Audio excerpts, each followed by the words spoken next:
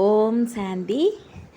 இன்றைக்கி உங்களுக்கு ஒரு உண்மை சம்பவத்தை பற்றி சொல்ல போகிறேன்.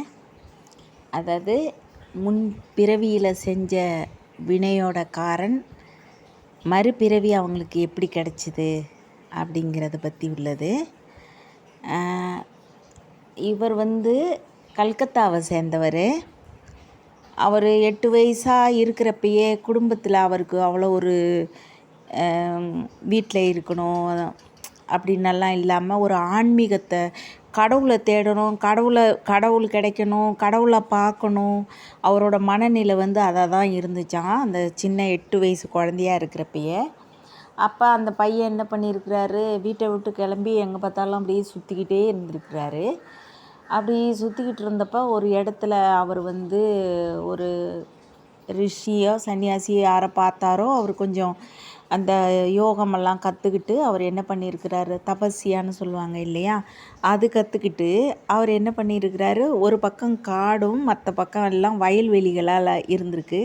சரி, இந்த இடம்தான் நம்ம தபஸ்யா செய்கிறதுக்கு நல்ல இடம் அப்படின்னு தேர்ந்தெடுத்து அங்கே போய் வயலில் நின்றுக்கிட்டு அவர் என்ன பண்ணியிருக்கிறாரு, ஒரு காலில் தூக்கி இன்னொரு காலை வச்சுக்கிட்டு அப்படி தபஸ்யா பண்ணிக்கிட்டு இருந்திருக்கிறாரு. அப்போ அந்த வயலில் ஆடு மேய்க்கிறதுக்கு ஒரு பையன் ஆடுகளை ஓட்டிக்கிட்டு வந்திருக்கிறான். அவனுக்கு அங்கே யாரும் இல்லை. அவன் அந்த காட்டுகளை உட்காந்துக்கிறது, அந்த ஆடுகளை மேய்க்கிறது பொழுதனைக்கும், அப்புறம் எடுத்துக்கிறது, அதுதான் அவன் வேலை. அப்போ அவன் ஒரு மனிதரை பார்த்துருக்குறாங்கிறப்ப இவர் தபஸ்யா செஞ்சுக்கிட்டு, அதுவும் ஒத்த காலில் நின்றுக்கிட்டு தபஸ்யா செய்கிறதுனால அவன் என்ன பண்ணியிருக்கிறான், அந்த பொடியை அங்கேருந்து அவர்கிட்ட பேசிக்கிட்டே இருக்கிறானான். நீங்கள் யார், எதுக்கு இப்படி நிற்கிறீங்க, உங்கள் பேர் என்ன, இங்கே என்ன செஞ்சுக்கிட்டு இருக்கிறீங்க, இப்படியே கேட்பானான். இவர் எதுவுமே பதில் சொல்லாமல் இவர் கடவுளோட அந்த தியானம் பண்ணிக்கிட்டு அப்படியே அந்த காலை தூக்கி வச்சுட்டு அப்படியே தபஸ்யா பண்ணிக்கிட்டு கண்ணை மூடிக்கிட்டு அப்படியே இருந்திருக்கிறாரு. அப்போ அவன் கேட்டு பார்த்துட்டு அவன் ஒரு டைமுக்கு பிறகு அவனுக்கு கோபம் வந்துடுச்சு, இவர் பேச மாட்டேங்கிறாரு அப்படின்னு. அப்போ என்ன பண்ணியிருக்கிறான், அவர் கம்பு குச்சி எடுத்துக்கிட்டு காதில் குத்தி இருக்கிறான். ஒரு காதில் அப்படியே குத்திக்கிட்டு இருந்திருக்கிறான். அதே மாதிரி அடுத்த நாள்னு அவன் கண்டினியூவாக இந்த காதில் குத்துறது, அந்த காதில் குத்துறது. ஏன்னா இவர் பேசலைங்கவும் அந்த கம்பூச்சி எடுத்து காதில் குத்த ஆரம்பிச்சிருக்கிறான்.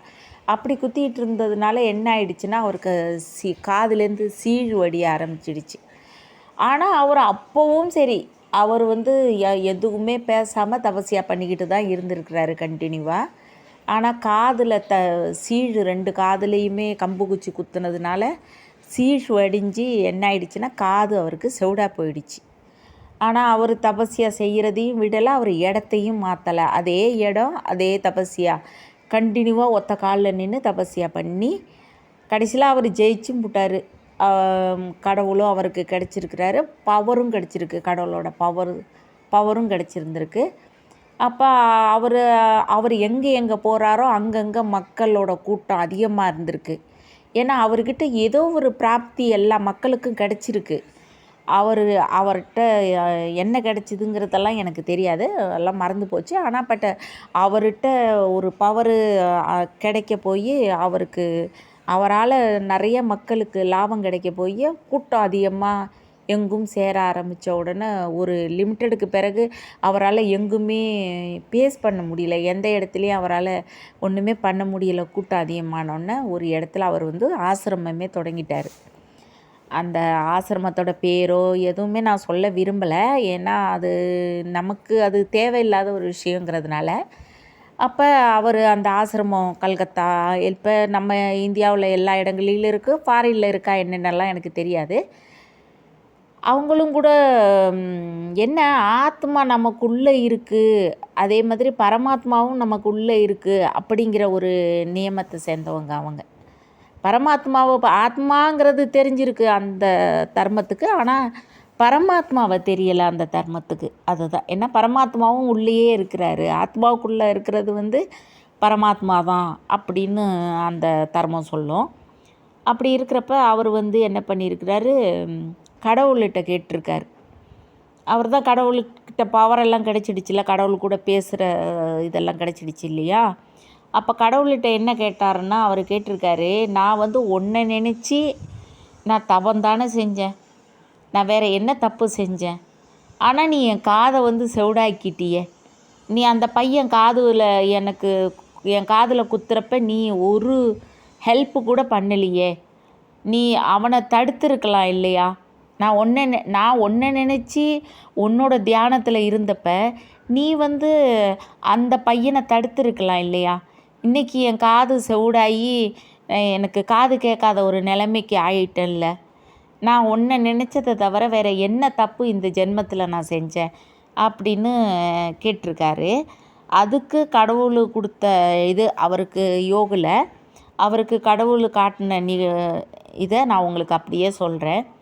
அவர் அதுக்கு முன் ஜென்மத்தில் ஒரு ராஜாவாக இருந்திருக்காரு. நல்ல செழிப்பான நாடாக இருந்திருக்கு. எல்லா மக்கள்கிட்டையுமே அன்பாகவும் இருந்திருக்கிறாரு ராஜா. ஆனால் அவருக்கு ஒரு வீக்னஸ் என்னென்னா, மியூசிக் ரொம்ப பிடிக்குமா. அவருக்கு மியூசிக்னால் ரொம்ப பிடிக்கும். அதனால் எந்த நாட்டில் உள்ளவங்களையுமே மந்திரிகிட்ட சொல்லி மியூசிக்கு டெய்லி அந்த அரண்மனையில் வந்து மியூசிக் ஓடிக்கிட்டு இருக்கணுமா.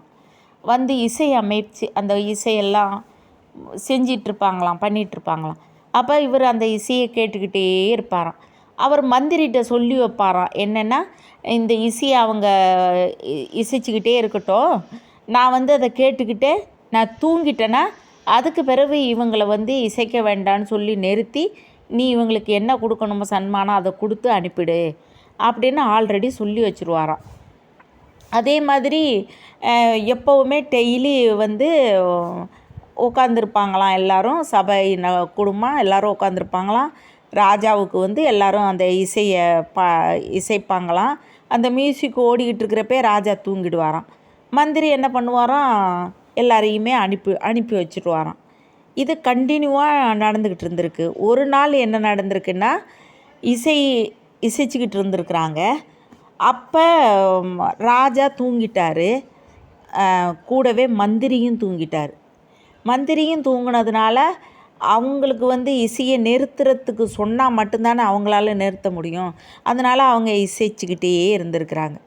ஒரு கட்டத்துக்கு மேலே ராஜாவுக்கு வந்து கண் விழிப்பு வந்துடுச்சாம். கண் விழித்த உடனே அவர் பார்த்துருக்கிறாரு, மந்திரி தூங்கிக்கிட்டு இருந்திருக்காரு. மந்திரி தூங்கிக்கிட்டு இருந்தோடனே இவருக்கு கோபம் வந்துடுச்சு. நான் உனக்கு கட்டளையிட்டது என்ன, நான் தூங்கின உடனே நீ அவங்கள அனுப்பி வைக்கணுங்கிறது தானே, நீ எப்படி தூங்கலாம். அப்போ அவர் சொல்லியிருக்கிறாரு, மன்னிச்சிருங்க ராஜா, என்னை அறியாமையே என் உறக்கம் வந்துடுச்சு அந்த இசையை கேட்டோன்னு. உன்னை யார் இந்த இசையை கேட்க சொன்னது, எனக்காக தானே இந்த இசை அப்படின்னு கேட்டிருக்காரு. அவர் கோவத்தில் ராஜா என்ன பண்ணியிருக்காருன்னா, மந்திரியை கூட்டிகிட்டு போங்க, அந்த இது இருக்குது இல்லையா, அந்த செம்பு கம்பி, பித்தளை கம்பின்னு சொல்லுவாங்க இல்லையா, அந்த பித்தளை கம்பியை அடுப்பில் நெருப்பில் சூடுபடுத்தி அந்த தகன்னு இருக்கிற அந்த நெருப்போட இவரோட காதில் 2 காதுலேயும் கம்பியால் குத்துங்க அப்படின்னு அவர் ஆர்டர் போட்டிருந்துருக்கார். அவர் எவ்வளோ மந்திரி கெஞ்சிருக்கிறாரு, ஆனால் ராஜா கேட்கல. அப்போ அதே மாதிரி 2 பேர் அவரை பிடிச்சிக்க அந்த பித்தளை கம்பியை சூடுபடுத்தி அந்த 2 காதுக்குள்ளேயுமே அந்த கம்பியை வச்சு குத்திருக்கிறாங்க. அது அவரோட முன் ஜென்மத்தில் நடந்தது. அப்போ கடவுள் சொன்னாராம், இது நீ முன் ஜென்மத்தில் நீ செஞ்ச ஒரு பலன், ஒரு பாவ கணக்கு. அதே பையன்தான் இந்த ஜென்மத்தில் ஆடு மேய்க்கிறவனாக வந்திருக்கிறான்.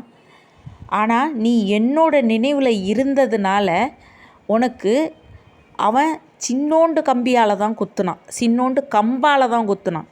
நீ கம்பியை நெருப்பில் வச்சு நீ செஞ்ச, ஆனால் நீ செஞ்ச அவ்வளோ பெரிய பாவ கணக்கானது நீ என்னை நினச்சிக்கிட்டு இருந்ததுனால அந்த பையன் சின்ன கம்பால் உன்னை குத்துனது ஒன்று.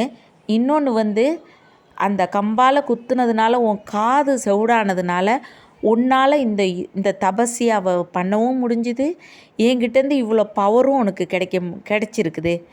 ஏன்னா உனக்கு பிற விஷயங்கள், உலகத்தோட மற்ற விஷயங்கள் எதுவுமே உன்னோட காதுக்கு எட்டாததுனால நீ உண்டு நான் உண்டுன்னு இருந்ததுனால உனக்கு இவ்வளோ பவர் கிடைச்சிருக்கு, இதை வச்சு நீ இந்த ஜென்மத்தில் மக்களுக்கு சேவை செய்யி, என்னோட இடத்துல இருந்து நீ மக்களுக்கு சேவை செய்யி, அதுதான் உனக்கு இந்த ஜென்மத்தோட பலன் அப்படின்னு கடவுள் சொன்னாராம். அதை தான் அவர் செஞ்சுக்கிட்டு இருந்திருக்காரு.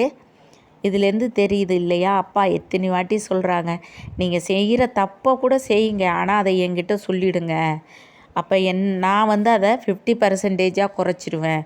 அதை தான் இந்த இதுலேயும் அவருக்கும் செஞ்சுருக்கிறாரு. அவருக்கு 50% ஆக்கிட்டார். ஆனால் அந்த பையன் துடித்த துடிப்பு இருக்கு இல்லையா முன் ஜென்மத்தில், அதோட பலனில் அந்த தண்டனை அந்த அவர் குத்துனது கிடச்சிருக்குது. ஆனால் அது கூட கடவுளோட பாக்கியத்தில் கடவுளோட யாதில் இருந்ததுனால அதுவே அவருக்கு வந்து புருஷார்த்தத்தை அதிகப்படுத்துறதுக்கு, தபஸ்யாவை அதிகப்படுத்துறதுக்கு உதவியாக இருந்தது அப்படின்னு கடவுளே சொல்லியிருந்திருக்கார். இதுதான் முன் ஜென்மத்தில் அவர் செய்த பாவத்துக்கு பின் ஜென்மத்தில் கிடைச்ச தண்டனை. ஓம் சாந்தி.